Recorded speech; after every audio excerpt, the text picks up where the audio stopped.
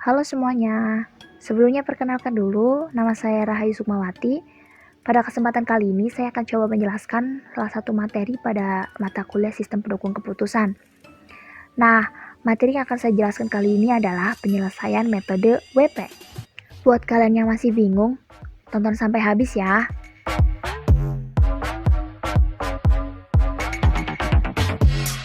Untuk materi ini saya ambil di website, nanti saya kasih linknya di akhir ya. Jadi WP ini singkatan dari Weighted Product. Nah, metode Weighted Product ini merupakan metode pengambilan keputusan dengan cara perkalian untuk menghubungkan rating atribut, di mana rating setiap atribut harus dipangkatkan dulu dengan bobot atribut yang bersangkutan. Untuk lebih jelasnya lagi, kita lanjut ke contoh kasusnya ya. Contoh kasus di sini adalah sebuah perusahaan IT membutuhkan seorang senior web application programmer yang menguasai bahasa pemrograman PHP, database MySQL, menguasai HTML5, JavaScript, dan CSS3.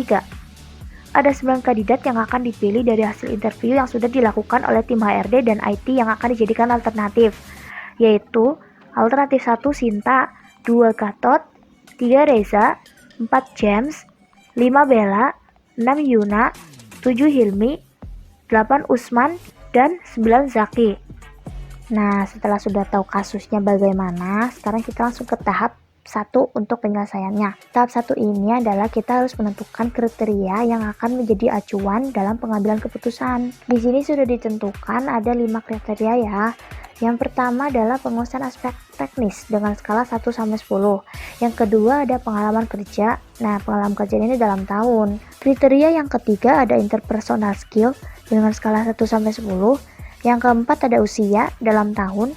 Dan yang terakhir ada status perkawinan, dimana jika mendapat poin 5 berarti belum menikah, jika mendapat poin 8 berarti sudah menikah tapi tanpa tanggungan, jika mendapat poin 10 maka dia sudah menikah dengan tanggungan. Di tahap 2 ini kita membuat tabel rating kecocokan alternatif dan kriteria ya. Di sini ada contohnya yaitu alternatif 1 ada Sinta, dimana pada kriteria C1 atau tadi penguasaan aspek teknis dia mendapatkan nilai 8,5. Dan pada kriteria C2 atau pengalaman kerja dalam tahun ya, di sini Sinta mendapat nilai 8. Itu artinya dia udah punya pengalaman 8 tahun. Di sini ada kriteria C3.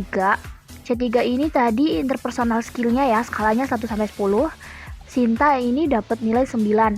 Nah, yang C4 atau usia dalam tahun juga, Sinta ini berusia 24 tahun. Di situ sudah tertera ya, teman-teman. Yang terakhir itu ada kriteria C5 yaitu status perkawinan, di mana Sinta ini mendapat nilai 8, yang artinya Sinta ini sudah menikah tapi tanpa tanggungan. Untuk alternatif lain kita bisa lihat sendiri.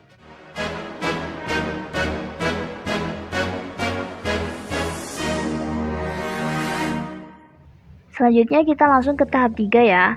Di tahap 3 ini kita akan menentukan bobot kriteria dan juga kriteria tersebut masuknya atribut apa.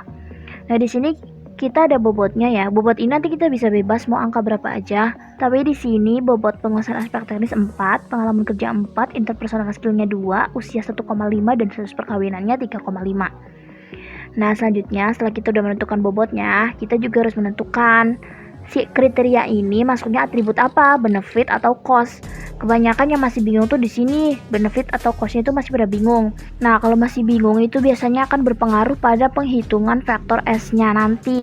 Buat penghitungannya kan nanti kalau yang masuknya atribut cost itu pangkatnya negatif dan masuk atribut benefit itu pangkatnya positif. Jadi nanti di situ pengaruh banget sama hasil akhirnya. Di sini kita lihat ya, yang masuknya benefit itu berarti pengalaman kerja, aspek teknis, dan interpersonal skill. Di sini kenapa masuknya benefit? Karena kita di sini tuh memilihnya itu nilai yang besar. Maksudnya ini nilai terbesar itu adalah pilihan yang terbaik. Sementara kalau masuknya cost itu berarti yang nilai terkecil adalah yang nilai terbaik. Biasanya kalau yang cost itu biaya-biaya gitu ya. Jadi semakin rendah biayanya itu semakin kemungkinan akan kita pilih itu banyak. Tapi karena di sini bukan bahas-bahas tentang biaya, di sini kita pakai usia sama status perkawinan. Semakin dia usianya muda, maka kesempatan dia masuk akan semakin besar juga. Selanjutnya kita langsung ke tahap 4, dimana di sini kita akan menormalisasi bobotnya. Bobot di sini itu kita normalisasi agar jumlahnya 1 ya. Di sini sudah tertera rumusnya juga penghitungannya ya. Misal di sini ada W1 atau bobot pertama kan tadi 4. Nah, 4 ini nanti dibagi dari total jumlah bobotnya. Jadi total jumlah bobotnya itu ada 15. Jadi nanti 4 dibagi 15 jadinya 0,266666667 gitulah ya tadi lihat. Dan bobot yang lainnya bisa lihat sendiri, udah dinormalisasi. Kita langsung lanjut ke tahap kelima yaitu menghitung nilai vektor S. Di sini S1 itu berarti alternatif 1 ya atau tadi Sinta ada 8,5 pangkatnya positif 0,2666666 sekian. Nah, di sini itu ada 3 kriteria yang pangkatnya positif karena tadi masuknya atribut benefit. Sementara yang 2 kriteria terakhir itu pangkatnya negatif karena tadi masuknya cost. Jadi gitu ya perbedaannya, nanti ngaruhnya itu di sini. Kalau udah ketemu hasilnya, langsung aja ke tahap 6 yaitu menghitung nilai vektor V. Di sini udah tertera rumusnya. Rumusnya itu V1 sama dengan S1 per sigma S1. Jadi S1 tadi hasil nilai vektor S-nya itu dibagiin sama jumlah seluruh vektor S-nya tadi. Nah, kalau udah ketemu, kita tinggal tahap rankingan. Nilai-nilai tadi itu yang paling tinggi nilainya berarti dia dapat ranking 1. Nah, otomatis dia yang terpilih ya. Jadi kesimpulannya, dari 9 orang kandidat yang tadi itu diperoleh hasil yang terpilih untuk diterima sebagai senior web developer di Departemen IT adalah Sinta dengan total nilai perhitungan akhir sebesar 0,1447 sekian. Nah, kurang lebihnya seperti itu yang saya coba jelaskan. Semoga teman-teman semuanya jadi paham. Nanti kalau misalnya ada pertanyaan lagi tentang weighted product, bisa ditanyakan juga. Mohon maaf juga kalau ada kata-kata yang kurang berkenan atau ada kata-kata yang kurang jelas. Sekian dulu dari saya. Selamat beraktivitas.